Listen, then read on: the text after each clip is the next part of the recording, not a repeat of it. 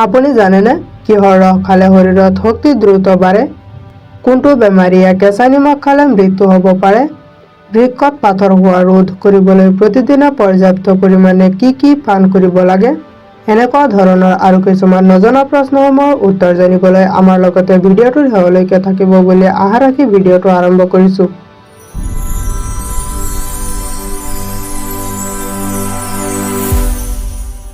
আজিৰ প্ৰথম প্ৰশ্নটো হৈছে, কোনটো ভিটামিনৰ অভাৱ হ'লে আমাৰ শৰীৰ দুৰ্বল হৈ যায়? অপশ্যনসমূহ হৈছে ক ভিটামিন এ, খ ভিটামিন বি, গ ভিটামিন ডি, ঘ ভিটামিন B6।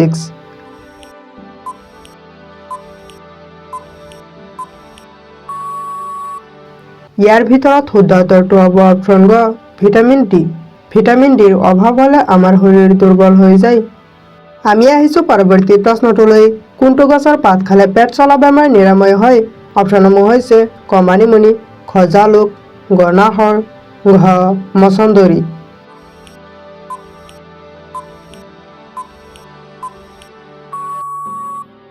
ইয়াৰ ভিতৰত শুদ্ধ উত্তৰটো হ'ব অপশ্যন ঘ মছন্দৰী।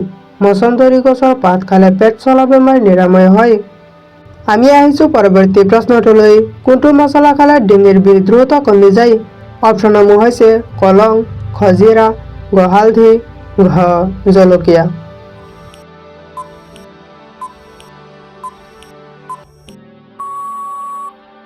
ইয়াৰ ভিতৰত শুদ্ধ উত্তৰটো হ'ব অপশ্যন ক লং। লং খালে ডিঙিৰ বিষ দ্ৰুত কমি যায়। আমি আহিছোঁ পৰৱৰ্তী প্ৰশ্নটোলৈ, মানুহৰ শৰীৰৰ কোনটো অংগত ৰক্তৰ লোহিত কণিকা সৃষ্টি হয়? অপশ্যনসমূহ হৈছে ক মগজুত, খ কিডনীত, গ পাকস্থলীত, ঘ হাড়ৰ মাজত।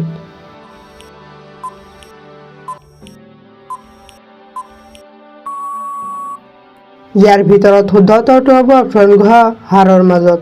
হাড়ৰ মাজত ৰক্তৰ লোহিত কণিকা সৃষ্টি হয়। আমি আহিছোঁ পৰৱৰ্তী প্ৰশ্নটোলৈ, নিয়মিত গাজৰ খালে শৰীৰৰ কোনটো অংগ সুস্থ হৈ থাকে? অপশ্যনসমূহ হৈছে ক হাত, খ চকু, গ কাণ, ঘ দাঁত।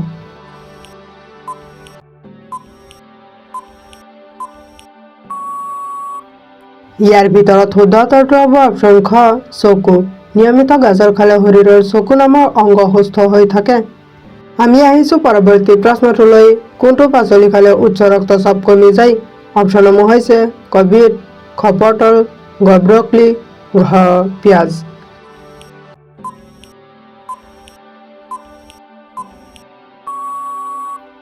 ইয়াৰ ভিতৰত শুদ্ধ উত্তৰটো হ'ব অপশ্যন গ ব্ৰকলি।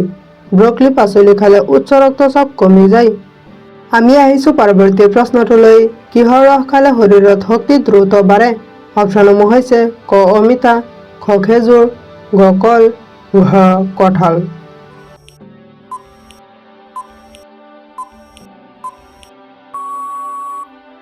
ইয়াৰ ভিতৰত শুদ্ধ উত্তৰটো হ'ব অপশ্যন খ খেজুৰ।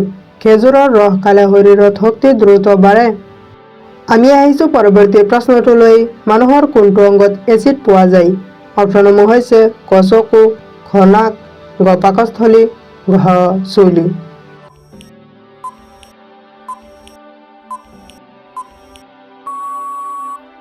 ইয়াৰ ভিতৰত শুদ্ধ উত্তৰটো হ'ব অপশ্যন গ পাকস্থলী।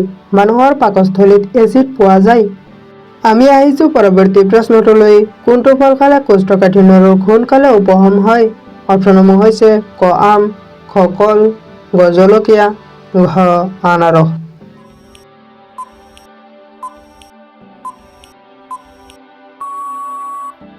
ইয়াৰ ভিতৰত শুদ্ধ উত্তৰটো হ'ব অপশ্যন খ কল।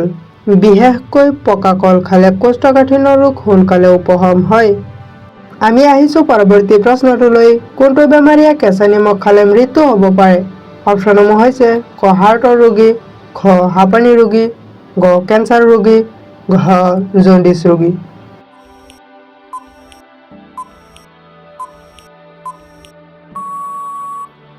ইয়াৰ ভিতৰত শুদ্ধ উত্তৰটো হ'ব অপশ্যন ক হাৰ্টৰ ৰোগী। হাৰ্টৰ ৰোগীয়ে কেঁচা নিমখ খালে মৃত্যু হ'ব পাৰে। আমি আহিছোঁ পৰৱৰ্তী প্ৰশ্নটোলৈ, পেটৰ অত্যাধিক গেছ সোনকালে ভাল হ'বলৈ কি খাব পাৰি? অপশ্যনসমূহ হৈছে ক নেমু, খ মৌ, গ দৈ, ঘ আদা।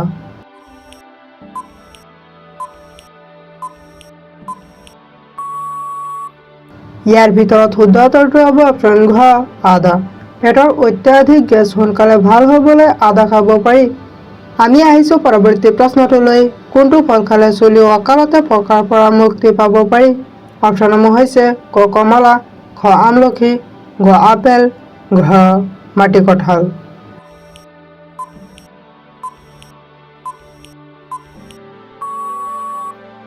ইয়াৰ ভিতৰত শুদ্ধ উত্তৰটো হ'ব অপশ্যন খ আমলখি। আমলখি ফল খালে চুলি অকালতে পকাৰ পৰা মুক্তি পাব পাৰি। আমি আহিছোঁ পৰৱৰ্তী প্ৰশ্নটোলৈ। কমলা খালে শৰীৰৰ কোনটো ৰোগ অতি সোনকালে আৰোগ্য হয়? অপশ্যনসমূহ হৈছে ক কোষ্ঠকাঠিন্য, খ ডায়েবেটিছ, ঘ চৰ্দি কাহ, ঘ গাঁঠিৰ বিষ।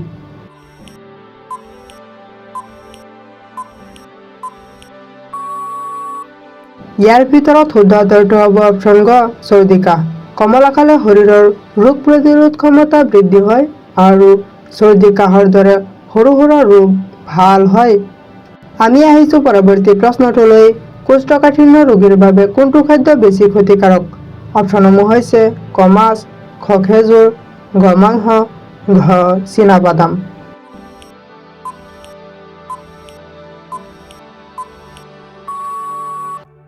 ইয়াৰ ভিতৰত শুদ্ধ উত্তৰটো হ'ব অপশ্যন গ মাংস। কোষ্ঠকাঠিন্য ৰোগীৰ বাবে মাংস খাদ্য বেছি ক্ষতিকাৰক। আমি আহিছোঁ পৰৱৰ্তী প্ৰশ্নটোলৈ। প্ৰতিদিনে পুৱা মেথি তিয়াই পানী খালে কোনটো ৰোগ নিয়ন্ত্ৰিত হয়? অপশ্যনসমূহ হৈছে ক মাইগ্ৰেইন, খ জণ্ডিছ, ঘ হাঁপানি, ঘ ডায়েবেটিছ।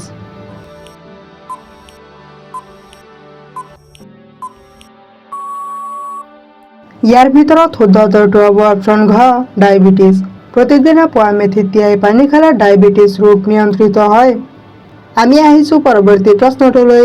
কেঁচা নহৰু খালে কোনটো অংগৰ কাৰ্য বৃদ্ধি পায়? অপশ্যনসমূহ হৈছে ক মগজু, খ হাৰ্ট, ঘ যকৃত, ঘ হাঁওফাঁও।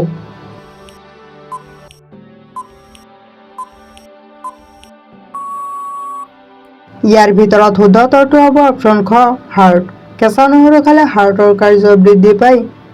আমি আহিছোঁ পৰৱৰ্তী প্ৰশ্নটোলৈ। ৰাতি টোপনি যোৱাৰ আগতে কি নাখালে হাৰ্ট এটেকৰ সম্ভাৱনা বৃদ্ধি পায়? অপশ্যনসমূহ হৈছে ক পানী, খ ভাত, ঘ ৰুটি, ঘ গাখীৰ।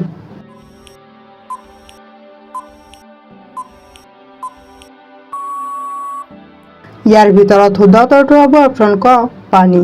ৰাতি টোপনি যোৱাৰ আগতে পানী নাখালে হাৰ্ট এটেকৰ সম্ভাৱনা বৃদ্ধি পায়। আমি আহিছোঁ পৰৱৰ্তী প্ৰশ্নটোলৈ। কোনটো ফল খালে তেজৰ হিমোগ্লবিন বৃদ্ধি পায়?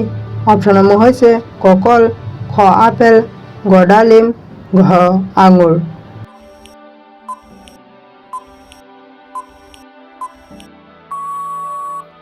ইয়াৰ ভিতৰত শুদ্ধ উত্তৰটো হ'ব অপশ্যন গ ডালিম। ডালিম ফল খালে তেজৰ হিমোগ্লবিন বৃদ্ধি পায়। আমি আহিছোঁ পৰৱৰ্তী প্ৰশ্নটোলৈ। ছালৰ উজ্জ্বলতা বৃদ্ধিৰ বাবে কোনবোৰ ভিটামিন সমৃদ্ধ ফল বেছিকৈ খাব লাগে? অপশ্যনসমূহ হৈছে ক ভিটামিন কে, খ ভিটামিন এ, ঘ ভিটামিন বি, ঘ ভিটামিন চি।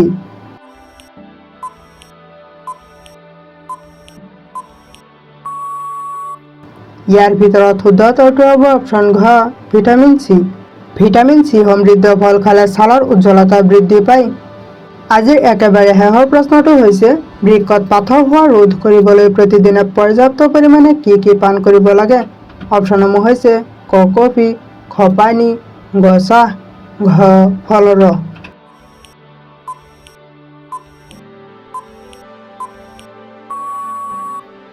ইয়াৰ ভিতৰত শুদ্ধ উত্তৰটো হ'ব অপশ্যন খ পানী। বৃক্কত পাথৰ হোৱা ৰোধ কৰিবলৈ প্ৰতিদিনে পৰ্যাপ্ত পৰিমাণে পানী পান কৰিব লাগে। ভিডিঅ'টো শেষলৈকে দেখাৰ বাবে ধন্যবাদ। যদি ভিডিঅ'টো ভাল লাগিছে তেনেহ'লে এটা লাইক কৰি দিব আৰু যদি এনেকুৱা ধৰণৰ আৰু কিছুমান নজনা প্ৰশ্নসমূহৰ উত্তৰ জানিব বিচাৰে তেনেহ'লে আমাৰ চেনেলটো ছাবস্ক্ৰাইব কৰি ৰাখিব। Thank U.